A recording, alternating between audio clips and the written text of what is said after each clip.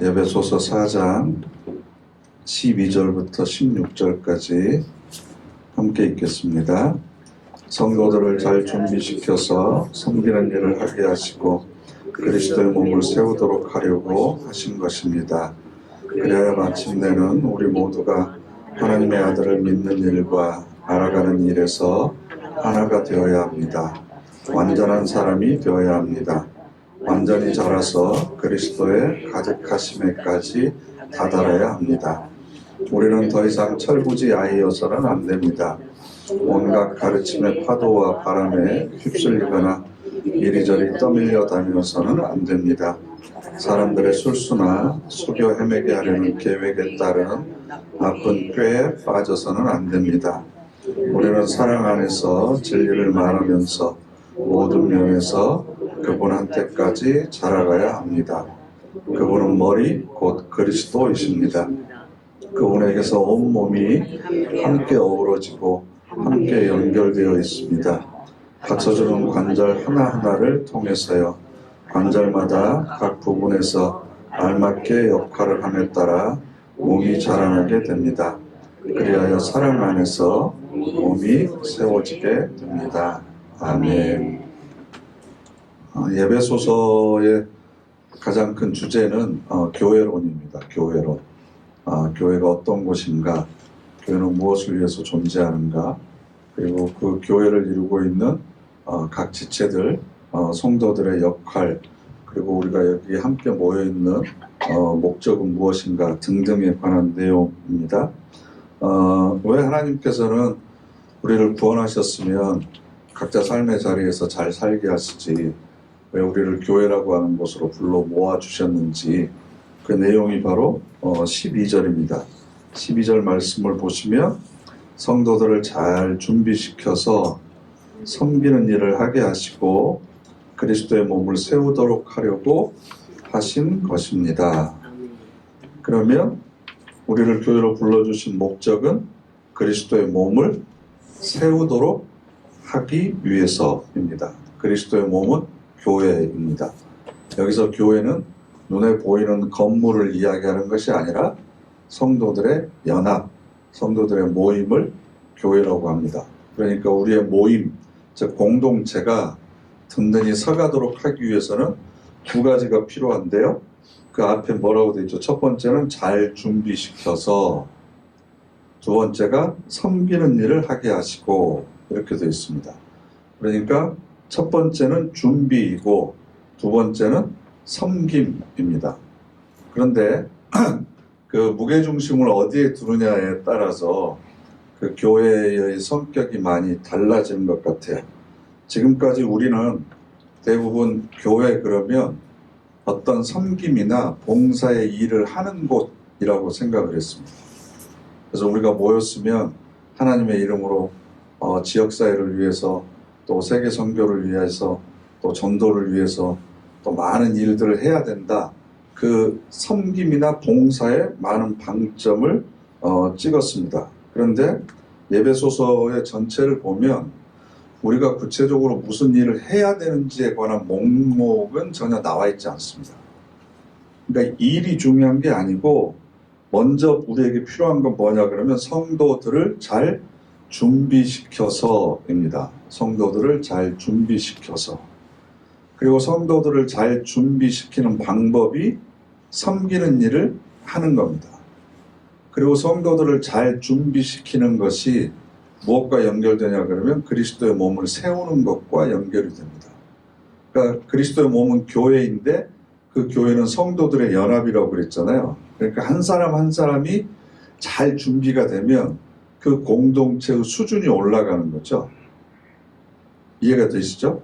한 사람 한 사람이 잘 준비되고 잘 성숙되면 그 공동체가 성숙되는 거고, 한 사람 한 사람 성도들이 잘 준비되지 않으면 그 공동체가 준비되지 않았기 때문에 교회가 잘 서 있을 수가 없는 거죠. 그러니까 중요한 건 일이 중요한 게 아니고 그 모든 것들을 통해서 우리가 어떻게 준비되느냐라는 겁니다. 고린도전서 4장 말씀 한번 찾아보실까요? 고린도전서 4장 바로 앞에 있는데요. 우리가 너무나 잘 알고 있는 말씀입니다. 고린도전서 4장 2절 말씀.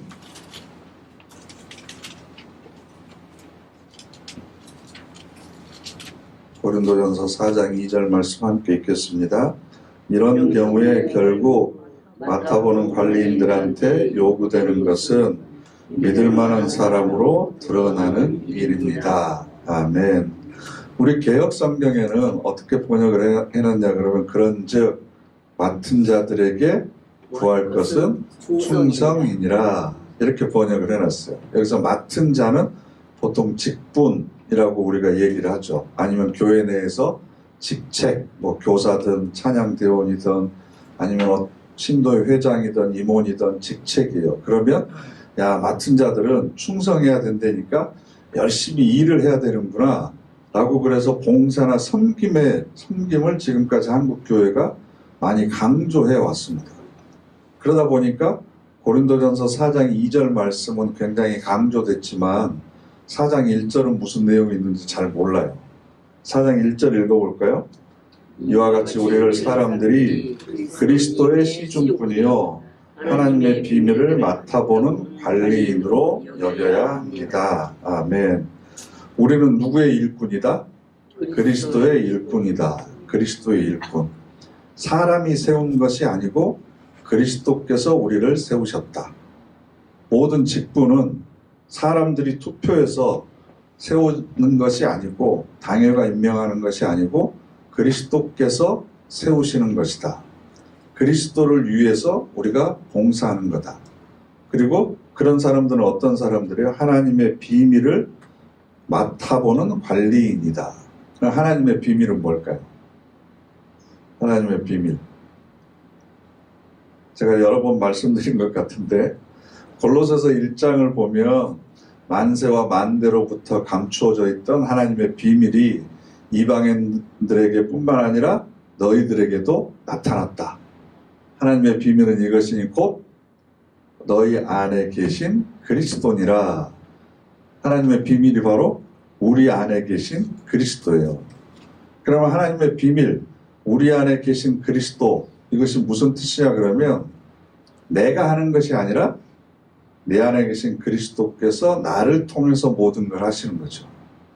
그리스도께서 내 발을 통해서 가시고 싶은 곳을 가시고 내 눈을 통해서 사랑이 필요한 사람들을 찾으시고 내 손을 통해서 그 사람들을 섬기시고 내 입을 통해서 그리스도께서 따뜻하고 위로가 되고 격려가 되는 말씀을 하시고 그래서 내 안에 계신 그리스도가 나를 통해서 모든 것을 일하신다. 그래서 갈라디아서 2장 20절 말씀처럼 내가 죽고 이제부터는 내 안에 그리스도께서 사십니다. 라고 하는 사도 바울의 고백이 그런 의미거든요. 그러니까 하나님의 비밀이라고 하는 건 내가 죽어야만 그리스도가 나를 통해서 살아나신다. 그래서 사도 바울은 나는 날마다 죽노라 이렇게 선언했던 이유는 내가 죽어야만 내 안에 계신 그리스도가 드러나기 때문에 이 비밀을 알고 있는 사람이 맡아보는 관리인이 돼야 돼요. 그래야 그 사람이 충성을 다할 때 내가 하는 것이 아니라 내 안에 계신 그리스도가 하시는 것을 드러내게 되는 거죠. 이게 바로 우리가 준비해야 되는 거예요. 나는 사람이 세운 사람이 아니다. 사람이 나에게 맡겨진 직분이 아니고 그리스도께서 나에게 직분을 맡겨주셨다. 나는 사람들에게 인정과 칭찬을 받기 위해서가 아니고 그리스도의 뜻에 따라서 일하는 사람이다. 그리고 그건 내가 하는 게 아니라 내 안에 계신 그리스도께서 나를 통해서 하신다. 이것이 먼저 준비가 돼 있는 사람이 직분을 맡아서 충성을 해야 하나님의 영광이 드러나는 거지. 이 준비가 안 돼 있는 사람이 충성을 하게 되면 열심을 내게 되면 왜 나 안 알아줘? 왜 나 인정 안 해줘? 내가 이렇게 했는데 왜 목사님이 공개적으로 칭찬 안 해줘? 이렇게 돼버린다고요. 그러다 보니까 자신의 이름을 드러내기 위한 수단이 직분이 돼버린 거죠. 그래서 교회 안에서는 제 경험으로는요, 일을 안 하는 것보다 더 안 좋은 게 뭐냐 그러면 준비 안 된 사람이 일을 하는 겁니다. 준비 안 된 사람, 내가 그리스도의 일꾼이고 하나님의 비밀이 뭔지를 모르는 사람이 직분을 맡아서 무슨 일을 하게 되면 오히려 상처를 주고 분란이 생깁니다. 그러니까 교회는 봉사가 목적이 아니고 내가 먼저 준비되는 거다. 그리스도의 성품과 인격을 닮은 사람으로 성장을 하는 거다.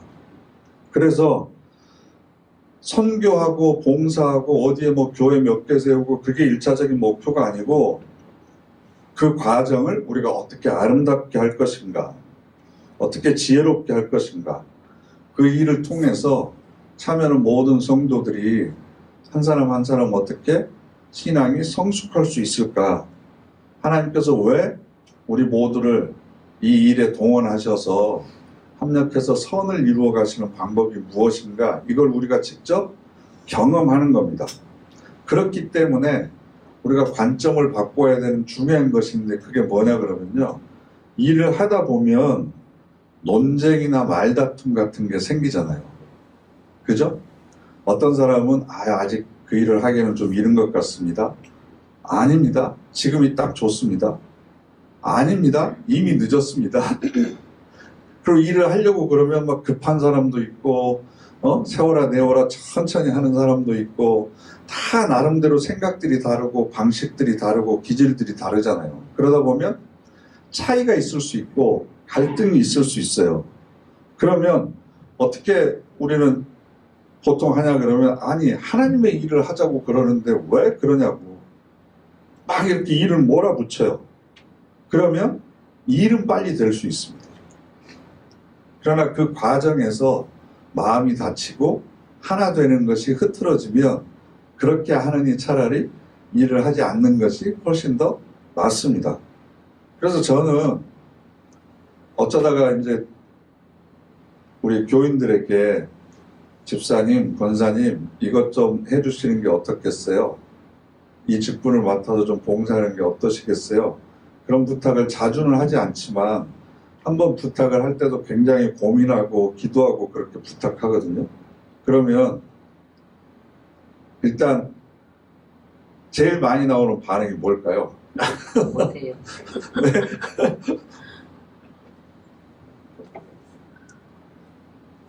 다 일단 좀 빼줘. 안 하겠다고. 그럼 죄송하지만 2번 부탁 안 합니다. 아 그러세요? 네 알겠습니다. 다른 사람 찾아보겠습니다. 그러고 끝. 그러니까 저한테 혹시 3번 물어보길 기대하지 마시고 한 번쯤은 내가 이제 거절하는 게 미덕이겠지 그런 생각 하지 마세요. 뭐 유비가 제갈공명한테 3번이나 찾아가서 삼고초려 하면서 부탁했다고 그러잖아요. 그렇게 부탁을 해서 그 자리에 세우게 되면 어떻게 되냐 그러면, 잘하면 자기가 잘해서 잘한 거지만 만약에 결과가 안 좋으면 그 부탁한 사람 탓을 해요. 내가 그거 안 하려고 그랬는데 나를 시켜가지고 내가 이 꼴을 당하게 한다는 둥 어쩐다는 둥. 그러면 서로가 갈등이 생기니까 하나님의 일을 하는데 가장 중요한 건 자원하는 마음입니다. 스스로 원하는 마음입니다. 그리고 중요한 건 나에게 기회를 주셨다라고 하는 건, 아 이때가 하나님께서 나에게 주신 때다라고 생각해서 순종하면 돼요. 순종하면. 왜 그러냐 그러면 하나님께서는 우리를 통해서 일을 하려고 하시는 게 아니고 우리를 준비시키기 위해서 일이 있는 거지, 일을 위해서 우리가 소비되는 게 아니거든요. 준비가 다 된 다음에 하겠습니다 라고 하는 것은 교회의 원리를 몰라서 그러는 거예요. 일을 하면서 우리가 준비되는 과정이다 라는 겁니다. 그래서 직분을 맡고 그 일에 대한 책임을 맡으면 내가 이 일을 잘해야지, 물론 그것도 소중한 마음이지만 그 일보다는 이 일을 맡음으로 인해서 내가 얼마만큼 신앙이 성숙해지느냐, 이게 훨씬 더 중요합니다. 그래서 제 경험으로는 교회에서 제일 속상한 경우가 뭐냐 그러면, 열심히 한다고 했는데 주변에서 빈정거리는 소리를 들을 때가 굉장히 힘이 빠집니다. 하고 있는데 도와주지는 않고 모른 채 하더니 일이 다 되면 아이고 이건 어떻더니 저건 저렇다, 이건 이렇게 했어야 되는데 뭐가 아쉽네 어쩌네 이런 얘기를 하면 굉장히 힘듭니다. 교인들끼리도 서로 그런 얘기가 있으면 아니 내가 무슨 돈 받고 하는 것도 아닌데 에이 나 안 해 이렇게 돼버리는 거죠. 중요한 건 부족함에도 불구하고 그 일을 하려고 하는 그 마음을 우리가 인정을 해줘야 되거든요. 그리고 사실 아유 저 사람이 해서 일이 이렇게 됐구나 라는 경우가 많잖아요. 그런 경우가 많이 있기는 하지만 중요한 건 그것이 하나님의 방법입니다. 이 일을 이루기 위한 것이 하나님의 목적이 아니고 그 일을 하면서 그 사람이 훈련되고 준비되고 성장하는 것을 하나님께서 원하시는 거예요. 그러니까 교회 내에서는 그 일을 위해서 완벽하게 준비된 사람이 그 일을 하면 안 돼요. 네? 그러면 그 일의 결과가 그 사람의 능력으로 돌아가 버려요. 저렇게 준비가 잘 된 사람이니까 당연히 이런 결과가 나오지. 역시 저런 사람이 일해야 돼. 그러면 하나님께서 영광 받으실 틈이 없는 거예요. 그죠? 준비가 안 된 것 같고 어리숙하고 처음 해본 것 같고 그래서 일을 하면서 좌충우돌하고 갈등도 있고 그렇지만 그래도 그런 과정을 통해서 어떤 성과가 나오면 야 하나님께서 저런 사람도 사용하셔서 이런 일들을 하시는구나. 네? 이런 어려움들이 있지만 하나님께서 이런 과정들을 통해서 우리를 이렇게 하나로 묶어주시는구나. 이런 이야기가 나와야 그게 맞는 거지. 그러니까 목사님 저 나중에 지금 아직 부족하니까 준비되면 하겠습니다. 준비되면 일 안 해도 돼요. 준비되면 안 하는 게 맞아요. 준비가 안 됐을 때 해야 내가 자라나고 훈련되고 성숙되는 거다라는 겁니다. 그래서 너무 칼같이 하려고 하지 마세요. 엄격하게 완벽하게 모든 것을 그냥 전혀 흠잡을 것 없이 하려고 노력하지 마세요. 여러분 면도칼로는 통나무 못 뺍니다. 면도칼이 날카로워요? 도끼날이 날카로워요? 면도칼. 그렇죠. 큰일을 할 때는 도끼날은 뭉툭합니다. 그러니까 뭐든지 완벽하려고 하는 것이 중요한 게 아니고 그런다고 해서 뭐 도끼로 연필 깎는 사람 보셨어요? 그건 아니잖아요. 하나님께서 하시는 일은 항상 부족한 사람 어떻게 보면 이도 빠지고 좀 더럽기도 하고 그렇지만 하나님께서 그 모든 것들을 사용하셔서 합력해서 선을 이루시는 겁니다. 그래서 내가 전에는 몰랐는데 직분을 맡아서 일을 하다 보니까 내가 이렇게 부족한 면이 있구나. 내가 이런 것을 못 참아 하는구나. 내가 여전히 인내가 부족하구나. 저 사람이 하는 얘기가 스스로를 돌아볼 수 있는 기회라고 생각하고 받아들일 줄 아는 사람으로 성숙해져 가는 게 우리가 준비되어져 가는 거죠. 이게 바로 하나님의 은혜입니다. 그래서 이 일을 통해서 내가 부족함을 깨닫고 하나님 앞에서 무릎을 꿇을 수 있는 기회가 더 많이 생기는 거예요. 그러니까 직분을 맡다 보니까 그 직분이 주는 무게가 있고 또 함께 같이 여러 사람들이 해야 되는데 그 사람들이 내 뜻대로 다 안 되다 보니까 속도 상하기도 하니까 더욱더 하나님 앞에 더 많이 의지하고 기도해야 되겠다. 그래서 기도할 마음이 생기면 여러분들은 잘하고 있는 거예요. 그게 역시 이런 일은 내가 해야 돼. 그래서 뭐든지 척척하고 그 일을 통해서 내가 갈등할 것도 없고 스스로에 대해서 부족함을 느끼지도 못하고 기도할 필요도 못 느끼면 그 사람은 그 일을 하면 안 돼요. 이해가 되세요? 세상하고 교회하고는 정반대입니다. 무게중심이 다르기 때문에. 세상에서는 이 일을 어떻게 하느냐가 중요하지만 교회에서는 그 일을 통해서 어떤 사람으로 변화되어져 가느냐라는 것이 훨씬 더 중요합니다. 그래서 때로는 지켜보기에 답답한 사람도 있어요. 그러면 답답한 사람을 지켜보면서 내 인내를 훈련하는 겁니다. 마음에 안 드는 사람이 있을 수 있습니다. 특별히 목회자가 어디 100% 마음에 드는 경우 있어요? 그럼 왜 나보다 못난 사람을 하나님께서 목회자로 세우실까? 왜 저렇게 부족한 사람이 목사일까? 라는 생각을 할 때도 있지만 그러면 역으로 생각을 해보세요. 그럼 그렇게 똑똑한 당신은 왜 당신의 일생을 하나님께 바치지 않습니까?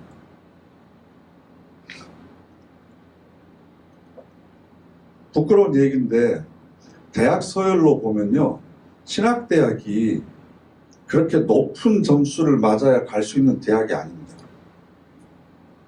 그죠? 그러면 여러분들이 보시기에 목회자들의 지적 능력이라고 하는 것이 부족해 보일 수 있습니다. 우리 부목사님 이것도 몰라가지고, 우리 목사님은 설교할 때 이 얘기를 잘 몰라서 저렇게 얘기하고 공부도 잘 안 하나 봐. 그러면 그렇게 똑똑한 당신의 자식들은 왜 목회자로 안 만들고 세상 일을 다 시키시면서 네? 그렇게 부족하고 어리석어 보이고 네? 모자란 것 같은 사람을 하나님께서 왜 목회자로 세우시냐는 거예요. 무슨 의미인지 이해가 되세요? 이 일이 중요한 게 아니고 저도 목사를 통해서 만들어져 가는 겁니다. 저도 채워져 가는 거고 성숙해져 가는 거고 여러분도 여러분이 맡으신 직분을 통해서 점점 더 성숙해져 가는 게 목표지, 내가 목회하면서 교인들 몇 명 모이게 했다, 응? 교회 몇 개 개척했다, 이게 중요한 게 아니고 그걸 자랑할 정도의 나중에 목사라면 그 일을 통해서 성숙한 거예요, 안 한 거예요? 그게 자랑이 되면 내가 목사하면서 목회하면서 교회 건축을 몇 개 했고 뭐 할 때 교인들이 이렇게 많이 모았고 선교지를 몇 군데를 했고 이런 걸 나중에 자기가 자랑한다고 하면 평생 목회하면서 했던 사역을 통해서 그 사람이 성숙된 거예요, 아니에요? 저는 그건 아니라고 생각을 하는 거예요. 이해가 되세요? 그러니까 우리의 자랑의 기준이 뭐가 돼야 되는지도 교회는 전혀 다른 것이 자랑의 기준이 돼야지. 사도 바울이 왜 나의 약함이 자랑이 됩니까? 그래야만 나를 통해서 드러나시는 하나님의 영광이 더욱더 많기 때문에 그렇습니다. 또 별 볼 일 없는 분들이 텃세를 부르는 경우들도 있어요. 세상에서는 큰 소리 못 치는 사람들이 교회에서 큰 소리 치는 것 같은 그런 경우들도 있고, 그런데 다 하나님께서 필요하시니까 그 사람을 우리 교회에 불러주신 거고, 그 사람을 통해서 다른 사람에게 끼칠 유익이 있으니까 하나님께서 우리에게 불러주신 거지. 공중에 나는 참새 그 몇천 원도 안 되는 참새도 하나님께서 허락하시지 않으면 땅에 떨어지지 않는다고 그랬잖아요. 그럼 한 생명을 우리 공동체로 보내주신 이유는 반드시 그 교인을 통해서 우리가 깨닫기를 바라는, 또 우리에게 부족한 것이 있기 때문에 채워주기를 원해서 하나님께서 우리에게 보내주셨다라는 겁니다. 그래서 세상에서 전문직을 가지고 있는 분들이 보면 교회에 굉장히 답답한 것들이 많이 있습니다. 특별히 이제 직장 생활을 오래 하셔서 조직 생활을 오래 해보셨다거나 상하관계가 분명한 군대에서 오랫동안 계셨던 분들, 제가 전에 있던 교회는 그 소장으로 예편하신 분이 계셨거든요. 그 육사 나오셔가지고 공병대에 계셨는데 대령했다가 이제 진급을 못하면 소장인가요? 별 하나 달고 이렇게 예편 이렇게 하시잖아요. 그분이 보면 교회가 이제 웃긴 거예요. 그러면 맨날 저만 보면 목사님 말 안 들어서 어떻게 하세요? 군대는 상하 질서가 분명하잖아요. 그러면 담임 목사가 이제 대장인 거예요, 대장. 그분이 보시기에. 그럼 담임 목사가 한마디 하면 그 밑에까지 슉 이렇게 움직여야 되는데 그분이 볼 때는 교회가 완전히 이건 오합지졸인 거죠, 목사가. 그렇게 얘기해도 교인들이 콧방귀도 안 끼고 어디 들어가도 자리에 앉아서 까딱 인사를 하고 있고, 뭐 먹어도 자기들끼리 먹으면서 뭐 이렇게 주지도 않고 있고, 그러면 이분이 보시기에 그래서 맨날 저만 보면 답답하시겠어요. 뭐 그분의 기준으로 보면 그런 거죠. 아니면 뭐 세무직에 있었거나 이런 분들이 보면 교회 재정 돌아가는 거 보면 왜 이렇게 비합리적으로 쓰는지, 비효율적으로 쓰는지, 왜 이렇게 성과도 없는 곳에 계속해서 선교비라고 해서 돈을 계속 보내고 이런 것들을 하는지 잘 이해가 안 되는 거죠. 그런데 합리적이고 논리적이고 효율적으로 운영하기 위한 곳이 아니거든요. 한 생명을 구원하는 것에 때로는 수없이 많은 것을 투자해야 될 때도 있는 거고, 성과가 보이지 않지만 계속해서 도움을 줘야 되는 것도 있고, 또 그런 과정을 통해서 우리가 전에 몰랐던 부분들을 깨우쳐가고 성숙해 가는 거죠. 그러니까 중요한 건 하나님의 가장 큰 관심사는 바로 나다, 나. 교인들 한 사람 한 사람이 성숙해 가는 것. 그걸 가장 하나님께서는 기쁘게 생각하신다. 그래서 그리스도의 몸을 세우는 겁니다. 그리스도의 몸을 세우는 것. 세운다고 하는 것은 건축하는 것을 의미하는데요. 그 다음에 뭐라고 되어 있냐 그러면 13절 말씀에 그리하여 마침내는, 에베소서 4장 13절, 그리하여 마침내는 우리 모두가 하나님의 아들을 믿는 일과 알아가는 일에서 하나가 되어야 합니다. 완전한 사람이 되어야 합니다. 완전히 자라서 그리스도의 가득하심에까지 다다라야 합니다. 그러니까 신앙생활의 목적은 내가 완전해지는 겁니다. 완전하다고 하는 것은 퍼펙트해서 하나도 결점이 없다, 그런 얘기가 아니고요. 아는 것과 믿는 일과 알아가는 일에서 하나가 되어야 된다. 내가 알고 있는 만큼 행할 수 있는 사람이 되는 것. 모르면 못하지만 적어도 내가 알고 있는 것은 행할 수 있는 사람이 되는 것이 내가 점점점 더 완전해지는 거다라는 겁니다. 그러기 위해서 하나님께서 우리에게 말씀을 주시는 거예요. 성경을 주시는 거예요. 그래서 우리가 설교를 듣고 말씀 묵상을 하는 겁니다. 왜냐하면 일을 잘하기 위해서가 아니라 어떻게 성숙해야 되는지를 알아가기 위해서요. 저희가 처음 결혼해가지고 1년 있다가 저희 딸이 태어났는데 아빠가 되고 엄마가 되는 교육을 한 번도 안 받아봤잖아요. 그러니까 애를 어떻게 키울지를 모르는 거예요. 애 좀 봐줘, 그럼 보고만 있는 거죠. 애 좀 보라고 그랬으니까. 그럼 보고 있어야지 뭘 어떻게. 그래서 제 아내하고 그때는 서점에 가가지고 그 유아 양육 대백과 같은 이렇게 책 있잖아요. 두꺼운 책들 이런 거 사면 아직도 기억나는데 거기 이제 막 무슨 컬러로 그림 같은 것들이 있고, 네? 뭐 이럴 때는 어떻게 해야 되고 저럴 때는 어떻게 해야 되고 이런 것들을 보고 배웠다고요. 그리고 뭐 그럴 때마다 누가 옆에서 도와주는 사람이 있는 것도 아니고, 그러니까 우리가 성숙해 가는 데 있어서도 어떤 방향으로 어떤 방법으로 가야 될지를 알기 위해서 내가 지금까지 살아왔던 경험과 지식이 중요한 게 아니고, 교회는 교회 나름대로의 작동하는 방식이 있기 때문에 그 말씀을 잘 알아야 되는 거죠. 말씀을. 그래서 골로새서 1장 28절 말씀 한번 찾아보실까요? 골로새서 1장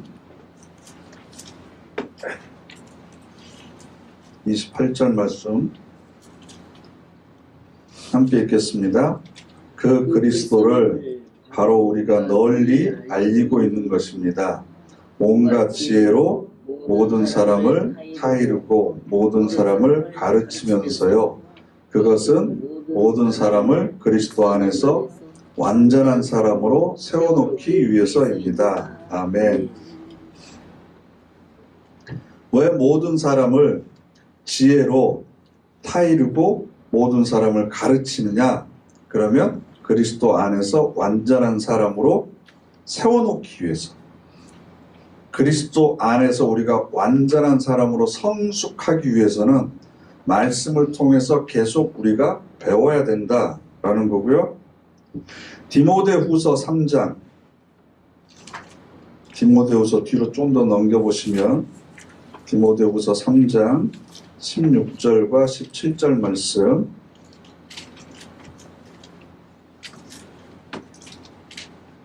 디모데후서 3장 16절부터 17절 말씀 함께 읽겠습니다. 성경은 다 하나님이 숨을 불어 넣으신 것으로 가르치고 꾸짖고 바로잡고 의로 교육하는 일에 유익한 것이네.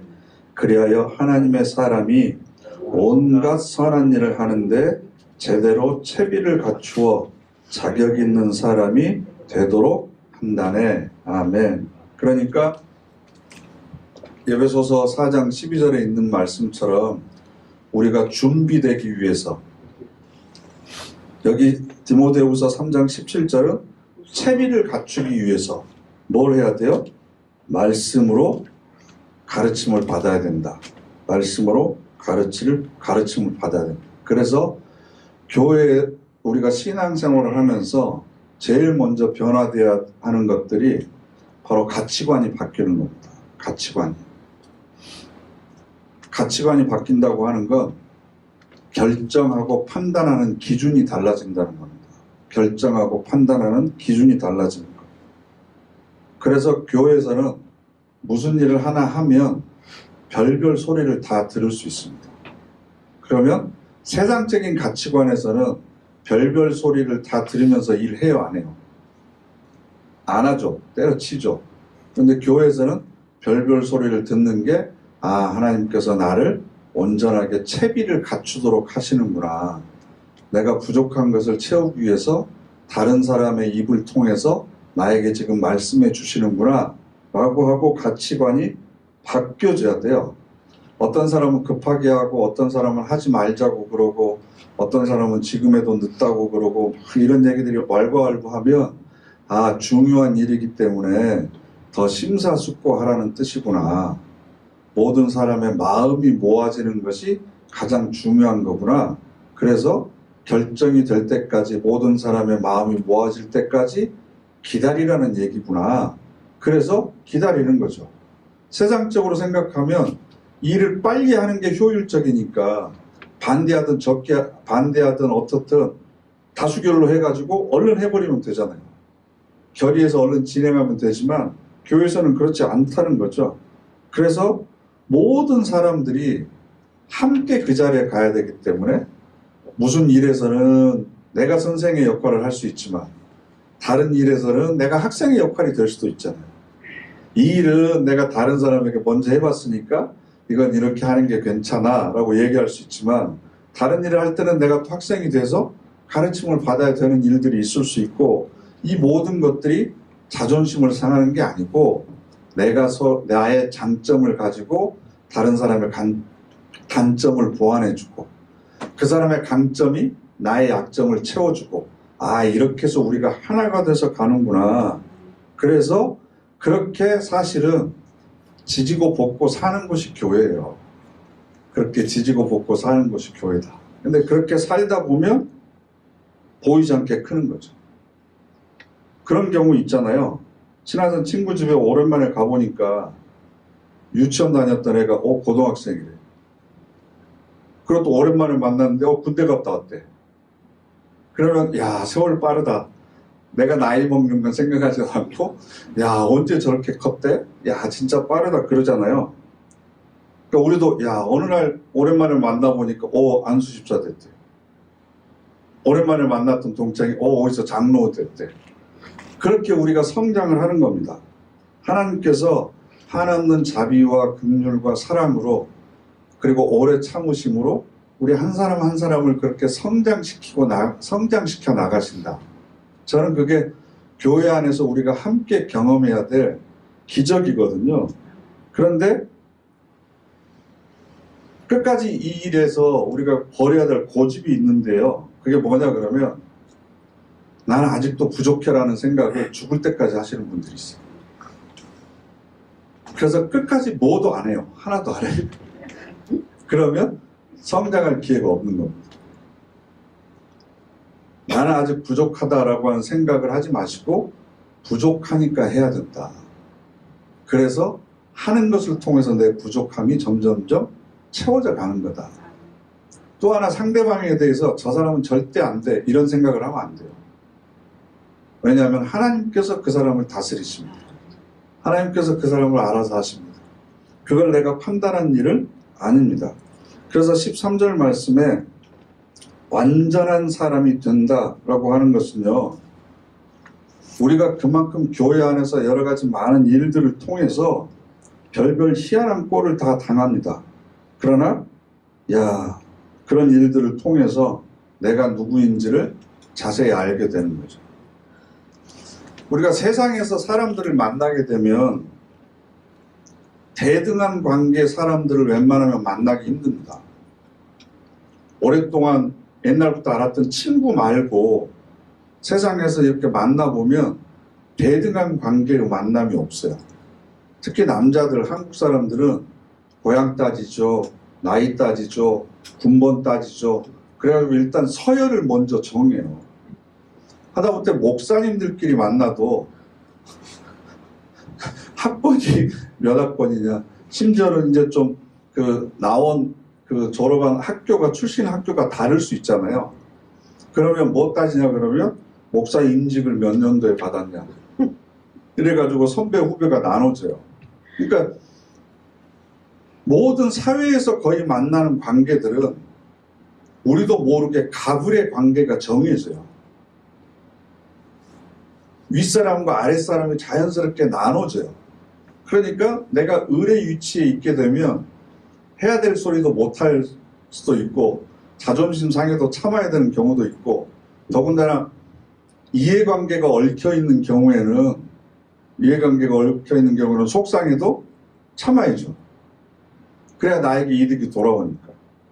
그게 세상살이란 말이에요. 그런데 교회 오면 남에게 질려는 사람 누가 있어요?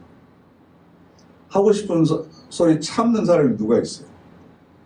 더군다나 헌금까지 하고 다니는데, 돈까지 내고 다니는데 내 성질 죽일 필요가 뭐가 있어요? 그러다 보니까 하고 싶은 소리 다 하고 성질 부리고 싶은 대로 다 부리고 이렇게 하다 보면 교회라고 하는 곳이 완전히 이판사판이 되는 거예요. 그게 아니고 그런 과정들을 통해서 스스로를 돌아보는 거죠. 내가 세상에서는 이 정도 대접을 받았는데 교회에 왔더니 대접해주지 않는 것이 속상하면, 아, 내가 지금까지 얼마나 대접받는데 익숙한 삶을 살았던가 스스로를 반성해 보시면 되고, 내가 얼마나 지금까지 가지고 있는 것으로 내 경력으로 행세하고 살았는가. 그런데 여기서는 이런 곳이 아니구나, 내가 더 섬겨야 되는구나.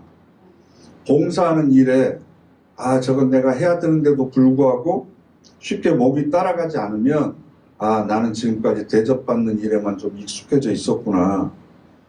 헌금하는데 좀 망설여지면 아직도 나는 내 삶을 전적으로 하나님께 의지하지 못하고 있구나. 하나님께 받은 은혜에 대해서 조건 없이 감격하고 그리고 감사하는 마음이 아직도 나에게는 부족하구나. 그러면서 스스로를 계속해서 끊임없이 돌아보는 곳이 돼야 되는 거예요. 그래서 끊임없이 어떻게 보면 신앙생활이라고 하는 건 끊임없이 자기 치부를 마주해야 되는 곳입니다. 교회에 오면 자기의 부족한 점이 계속해서 발견되니까 사실은 불편한 점이 훨씬 더 많은 거예요. 근데 그런 부족한 자기를 마주보고 직면하는 것이 힘든 일이다 보니까 어떻게 하냐 그러면 다 다른 사람 탓을 하는 거예요. 내가 부족한 게 아니라 저 사람이 저래서 내가 그런 거야, 이렇게 되는 거예요. 그러니까 정직하게 자신의 부족함을 보고 성찰하고 그것을 하나님의 은혜로 채우기 위해서 겸손하게 무릎을 꿇을 수 있는 준비가 안 돼 있는 거죠. 그러다 보니까 또 다른 회피책이 뭐냐 그러면 교회 안으로 깊숙이 안 들어오는 겁니다.